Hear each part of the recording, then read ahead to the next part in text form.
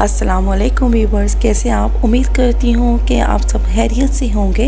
तो आज मैं आलू गोश्त की नई स्टाइल की रेसिपी आपके साथ शेयर करूँगी, वो भी प्रेशर में, जो झटपट तैयार हो जाती है। तो चलिए रेसिपी को स्टार्ट करते हैं। हमने क्या किया है, 1 कप ऑयल में 1 प्याज लिया है और जो 2 चम्मच अदरक लहसुन के डाले हैं भर के, 1 लहसुन का और 1 अदरक का, ठीक है। उनकी अच्छी तरह भुनाई करनी है। उसमें 4 से 5 हरी मिर्चें लंबी लंबी काट के डाल देनी है। और उसके बाद हमें 3 मीडियम साइज़ के जो टमाटर हैं उनको ब्रीक ब्रीक चॉप करके वो डाल के उनकी अच्छी तरह भुनाई की है, ठीक है। और मैंने यहाँ पे 2 गुण पानी डाल दिए हैं ताकि मेरे जो मसाले अब ऐड करूँगी, नमक मिर्च हल्दी 1 टीस्पून वो हम ऐड करेंगे ताकि हमारे जो मसाले हैं वो जले ना, ठीक है। और फिर हम इनको ना 3 से 4 मिनट का ना हम इसका प्रेशर लगा देंगे। बड़ी जल्दी से ना मसाला रेडी हो जाता है। ये देखिए मेरा मसाला जो है वो रेडी हो गया, तेल ऊपर आ गया। अब हम इसकी अच्छी तरह बुनाई करेंगे और जो अपने जो टमाटर वगैरह जो प्याज वगैरह है ना उनको अच्छा थोड़ा चम्मच के ज़रिए से हम उनको ग्राइंड करेंगे, ठीक है।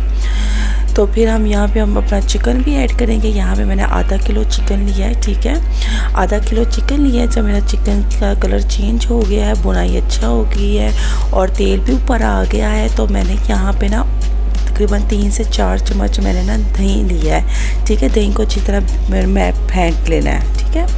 फेंटने के बाद आपने देखे हैं कि कितना अच्छा कलर आ जाता है। दही से ना बहुत अच्छा फ्लेवर आ जाता है। आप कोई सा भी खाना बनाना उसमें आप 1 या 2 चम्मच दही के भी डालेंगे ना तो यकीन माने कि सालन का टेस्ट ही चेंज हो जाता है, ठीक है। और साथ ही हम जो है चिकन को बुनाई करते हैं तो साथ ही हम आलू भी डाल देंगे ताकि हमारा चिकन भी भून जाए, हमारा आलू भी भून जाए। इससे बड़ा शॉर्ट टाइम बचत होती है, ठीक है। मैंने इसे तकरीबन मैंने ना 15 मिनट मैंने इनकी बुनाई की है। 15 मिनट में मेरा जो आलू भी गल गए हैं, गोश्त भी गल गया है, ठीक है। और फिर मैंने जितनी मुझे रिक्वायर्ड थी आलू गोश्त का पानी डाला था, वो मैंने तकरीबन 1 लीटर मैंने पानी डाला था ताकि सूखते सूखते आपको पता थोड़ा सा ही रह जाता है, ½ लीटर रह जाता पानी।